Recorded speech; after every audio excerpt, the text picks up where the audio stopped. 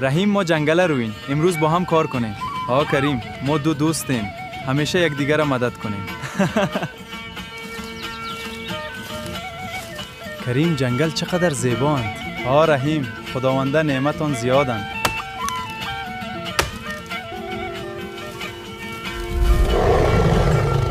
کریم گرگ آمد، چه کنیم؟ نترس رحیم، آرام بمان.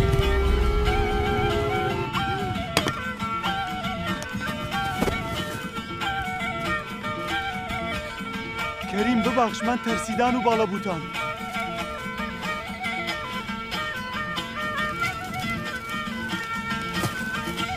گفت دوست راستین وقت سختی دوسته تنها نکند.